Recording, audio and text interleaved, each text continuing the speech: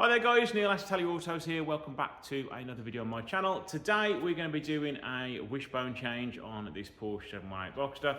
This is my own car and I'm going to be showing you how to do it to save yourself some money on Porsche dealer prices. So don't forget to like, share and subscribe and enjoy the video. So what we're going to be changing in today's episode is this wishbone here and also this arm going back here. Now this vehicle was accident damaged a couple of years ago now, and I've repaired it and put it back on the road. And ever since I've had it back on the road, well not ever since, but gradually as time has gone on, the wishbones have started creaking when you're going over a few bumps or you turn sharply. So I have already changed the front in another episode. I'm now going to be doing the rears, so it should hopefully put the end to all the squeaking knocks and bangs that I'm getting from the suspension. Now the tools you need are, well, for starters, you're going to need a couple of wishbones. I bought these off Euro Spares. They're a reasonable price. The genuine ones are extremely expensive, so I have gone for the Miley ones. The tools you will need a ball joint splitter, you will need a fairly sturdy hammer, 18mm ratchet spanner, 19mm ratchet spanner, 21mm spanner, and I think this is an 18mm, 19mm socket and wrench. Impact gun will always come in handy, 18mm, 19mm and 21mm. And also an Allen key if you're struggling to undo the ball joint bolt. And there are two other parts you'll need. One of them is a Tipex pen and the other one is a torque wrench. So this is the nut and bolt which enables the tracking to be adjusted. Now I want to get it back in roughly the same position. So I'm going to Tipex pen the mark here. So I've got an idea of where it should be. Now, once everything's done, I would 100% recommend you take it for a four-wheel alignment at a Porsche specialist, so it can be all straight and true and not wear your tyres out any sooner. So I have marked that up, so it's not going to be in the wrong position when I put it back together. And I've also marked it on this side just in case. So the first job is to remove this arm here, starting with the 18mm socket on this bolt here.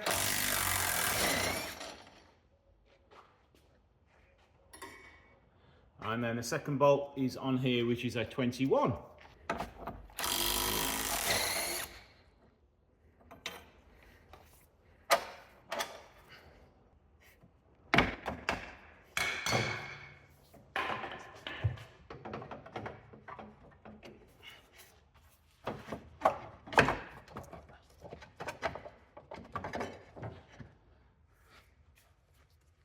As you can see, that is fairly worn out. So this cover around the arm just unclips, slide a screwdriver underneath it and just pop it backwards and then pop it back on in the same position as this one. So starting with the main wishbone now, we want to undo this bolt on the end here with an 18mm ratchet spanner. You can do it with a normal spanner and you can also probably do it with a ratchet as well if you've got one that isn't that deep.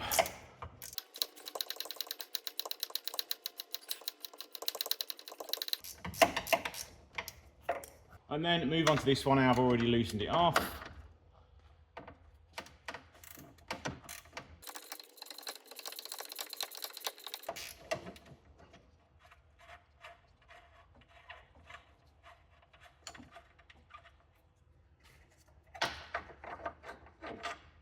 And just make sure you pop everything back together.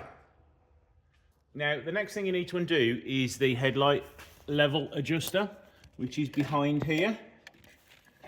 And there it is, look, the 10mm spanner and a 10mm socket on a little ratchet and you'll be able to get that off. Access is quite tight, so I'm not going to film that bit. As you can see now, the adjuster is all loose behind. Now be careful removing this because this plastic mount here, you can break it if you're too rough with it. So just wiggle it from side to side, pull at the same time, and it should come out.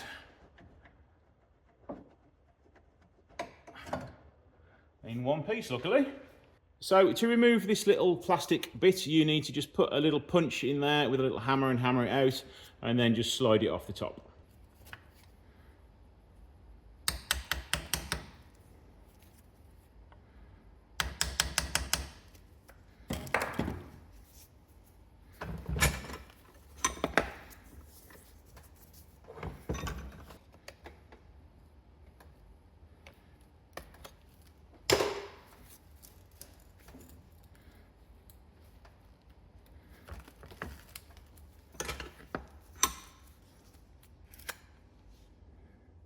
Refitting this is pretty much the same, but it can be a little bit awkward. You can see what I've done here. I've pushed the ball joint over a little bit so I can get it in to the hole first.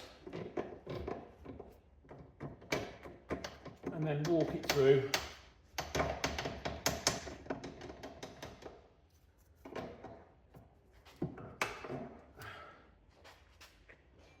Pop the bolt in here just loosely.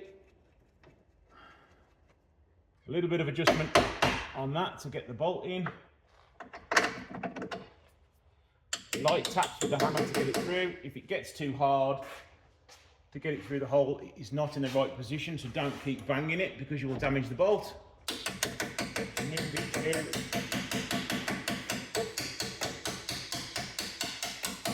Once it's in, you'll want to turn your bolt around so it's in roughly the right place.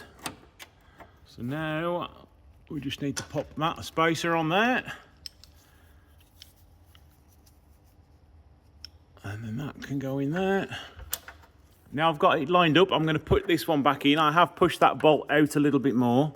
And then with two hands, I'm going to push the other bolt back through and then line everything back up again.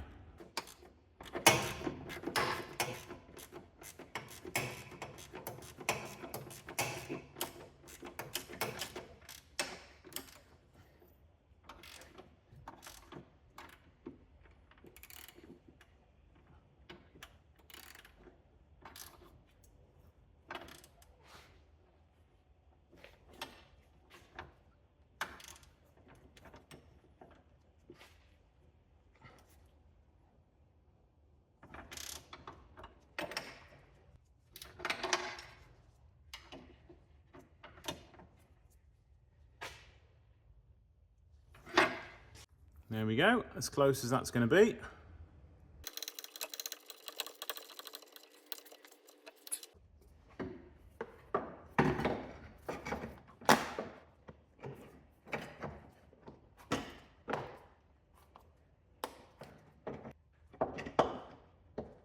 If you see that, I've just jacked the hub to road height so I can then tighten the bolts up. I'm not going to put too much stress on any of the bushes when I get it back down on the ground. Just using the pry bar now so I can line up the holes on the arm and make it a little bit easier to get the bolt through.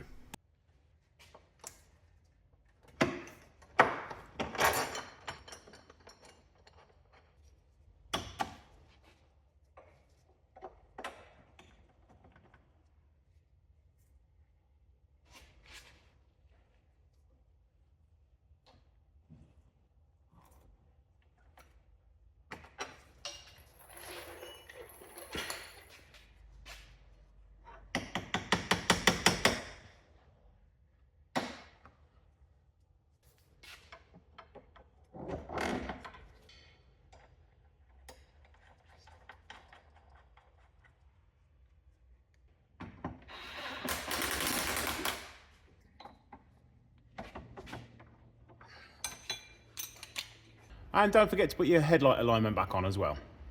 So there we go, all done. Nothing particularly difficult. It is a little bit awkward getting some bolt holes to line up, but if you've got various different tools like a pry bar or a long screwdriver, you can generally work stuff into position without having to force anything too much. So it wasn't a difficult job at all. It's definitely something that could be done on your driveway. So now I'm going to torque this up off camera. If you want the torque specs, you're going to have to find them online because I don't have them to hand at the minute. I'm off to find them now. And then I'm going to torque it all up.